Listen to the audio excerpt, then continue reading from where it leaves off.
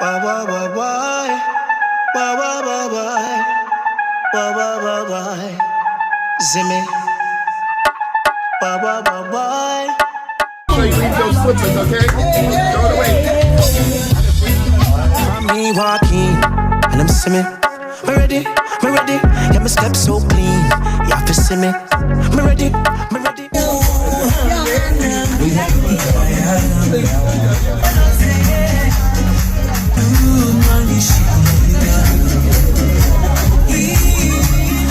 At the cycle, she not don't forgive up no time. Me see the shape and the figure, the rust no blind. From she a shake and a wiggle the rust vagina. She said take your time, you will broke my spine. I don't see high fish much on the upper sign. She see the rail up on the jeep and see if the climb. Gear a squeeze, she a see if the seat recline. Ah, you see me. Me ready, me ready. And my step so clean. You have to see me. Me ready, me ready. Ooh, my brethren, Bagga. She say your style, I'm stinging. I know the love I'm bringing. She say, oh, I'm winning. I want me to take out to the fountain with a tank call. It's a no blues and no rock and roll. Me just a cruise and a batar call. My name is Tasha. I am the first child and the only daughter of Basil. Yeah, baby. That we know of. And I'm honored to be your MC for this lovely occasion. And I want to thank you all for doing that because it's just not just us, it's such an extended family. So thank you for bringing the love to, where's my dad? Dad? Bring the love to him and to my mom. I thank you all for that speeches. We are going to sing happy birthday to our dad. Get it, DJ. Nice and loud. Yeah, baby. Happy birthday to you. Happy birthday to you. Happy birthday. Happy birthday to you. Happy birthday to you. Happy birthday. All right. Thank you. Who wants to take the mic from me first? Point them out. Point him out. Fabricio Wilson. Yes. Listen, we want to force everybody to speak and talk, but I think the biggest thing is about family, everybody being here, so we thank you for making time. Just a little bit about Bagga Wilson, right? Somebody who's been a major inspiration in my life, and I'm proud to be a great father because of the role model he showed me. But this is not your funeral, so you're not gonna go over your CV and how great your life was. I think everybody here know who you are, so you won't get to that point yet. But we just celebrate and just thank you so much for what you have done, but also here for what you guys. So not just celebrating Bagga, we're celebrating all of you and us being here enjoying this moment, all right? So it's not about the speeches, it's all about this wicked cheesecake that I brought from Manhattan. That I hope everybody can share a little bit and get a little fat and gain some calories. As long as you ain't make it. But again, this is just a moment that I know Basil is never going to make it about himself. So really and truly it's about all of us and everybody being here and taking time, because time is precious and we won't get it back. So much love to all of us. Let's share this moment. I hope to see a little bit of dancing before you leave. And again, just to say one love, all right, to everybody in the extended family. Much love. Pass the mic like the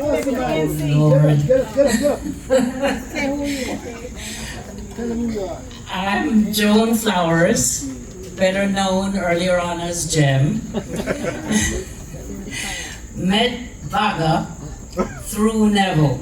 Bagga was at KC, Neville at Calabar. Neville, you need to come up here as well. You put me on the spot, I'm putting you on the spot too. Get up here, come on now, come on, you gotta be up here for Bagga. Yeah. They go back a long time, and Basil has proven to be one of the best friends that we have ever had, and in our family, he's also family. I think Neville has a story to tell. Well, Bagga and I I used to watch him play Manning Cup. Back in the, I left school in 1962, and he left in 1960, am I right? 61. It so ended, I didn't know him that much in Jamaica, but we all walked up at Queen's College in Flushing on the mezzanine. After work, we meet at 4 o'clock, and we do a little talking, studying, so forth. And So you say. no, So you say. we studied. Well, Bagga went his way, and I went my way after I left Queen's College in 68, went to downstate, whatever. I left downstate in 1969, then I got married to this lady. All right? Bagga and I have been friends throughout the years, and I come to welcome him today and hope that he gets to 95. Okay? Happy birthday, Basil. Bagga, as we love you and call you Bagga. Yes. Next up, yes. Stand up and introduce yourself, man. Oh, I get weak now. Well, I am Cecil Leslie, but everybody call me Buffy. Bagga and I go way back. Even though he was a KC man, came to Calabar, who was my good friend. So that's how we met. And we used to hang out from in the 50s, late 50s, 60s. We used to go to a brethren house named Brownie, and we used to have a wonderful time. But I'm here, I want to do something special for my brethren. Yes? I know we all sang before, but I want to give him a version. Happy birthday to you. Happy birthday to you. Happy birthday, my brethren Bagga. Happy birthday to you.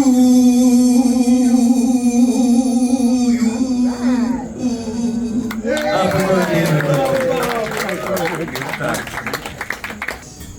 Carol Walker, who we just found out a couple of days ago, recently moved to Bournemouth. And I want to mention Carol particularly because she was married to my brother's best friend, that is Mother Walker. And so Carol has always been very dear to us. It's quite gratifying to hear that she's now a resident in Bournemouth. The second person is the wife of my best friend, Winston Chuck. Barbara. And that's Barbara Chuck. And that was really a surprise. I didn't know Barbara was coming. But for the years that I spent in Jamaica, I went back to Jamaica for 2 years, and thereafter, Chunka and I were very, very close, and we helped, I think, to enrich each other's life. And once he passed, it was such a great loss for me, because we really spoke almost every day. And even though Chunka was an outstanding soccer coach, we don't realize that Chunka was also an intellectual, because we would speak about almost everything under the sun having to do with Jamaica, America, or what have you. But we did so much together, it was just such a loss to have him pass at a fairly young age. There's so many other people here who have had a special part in my life. Never Flowers spoke. Never and I hooked up at Queen's College. But my sons, both Connor, my oldest son is not here, we live in Virginia Beach, and Lucretia. Whenever they were injured, and I would take them together, would never charge them a penny. Not one penny. And that was the relationship with Nepo and myself. And Junior Charlton just spoke, and just a tidbit. From 1980 to 1990, we brought together all the Jamaican soccer teams in the metropolitan area, including Canada, Chicago, Washington, D.C., etc. Miami. The first year we did it, we forgot to identify the referees. Junior Charlton refereed every game that was played that day. Every game. So that's the kind of devotion and commitment that we really have. Buffalo's mentioned that we really saw the group in the 1950s with a number of us. And there were some others who are no longer with us. Buffy went to school with a very good friend, Juicy Burgess. And Juicy migrated to Canada. Buffy and him remained very, very tight. And Juicy was just a great graduate. And all of us at that age had become critics of Jamaican society. We used to move around a lot of Rastafarian brethren. We never became Rastafarian, but we were critical of the injustice that existed in Jamaican society. And so many of us went on to study and to be able to make a contribution to Jamaica's intellectual life based upon those early years. A lot of us became professional. Buffy went into the medical field. The other brother who mentioned, Sagi, went into the engineering field, was an early graduate of CAST, etc., etc. So we all, in many respects, uplifted each other. We all influenced each other. And that is really what life is about. Dr. Comey spoke about the Sunday dinners that we have, but it's not so much, I have a particular affinity for Teddy's rice and peas. But it's not the rice and peas right we are there. It is the social setting that we come together and we exchange ideas and speak in such a loving way that when a Sunday passes and we are not there, it becomes a vacuum in our lives. And we sort of really help to enrich each other's life in terms of our coming together and what that really means to all of us. I have been very fortunate in life in the sense that I have an older brother that had set the stage for me. He migrated ahead of me, and he went to my mother's sister who was living in D.C., and he went on to Howard University. In fact, we have a lady who might become president of the United States who is a graduate of Howard. Here you go. Yeah, baby. So he went to Howard, but he would write to me on a regular basis telling me what was taking place in American society at the time in terms of the civil rights movement. He would introduce me to the writings of James Baldwin, to Bertrand Russell, to Ginsberg the poet, to Langston Hughes. So by the time I migrated and came to the US, I was just overflowing with intellectual curiosity. So when I went into college and started my undergraduate education, I wasn't just interested in what I was learning in the classroom. I spent more time in the library to study what I needed to know in order to develop a profound understanding of the world in which I live. And that had a lot to do with you setting the table in which I was able to, in fact, move into that. Now Jimmy mentioned the impact that his older brothers had on his life. Yep. But Jimmy also had an impact on his older brother's life. Because one of the things that we used to do as a family is that we had an aunt who was like a mother to both Hugh, Jimmy, and myself. And every Friday we would converge with Jimmy's family, my family, Hugh's family, and we'd buy fish and food and eat at a home in Laurelton. And as that lady who is Aunt May, as she aged, Jimmy was instrumental in taking care of her, and in fact was really like a son to her until her passing. And that shows a certain amount of humanity, a certain amount of selflessness, and the family will always be grateful to him for that kind of commitment, courage, and love. For my immediate family, I am a father of 3 children.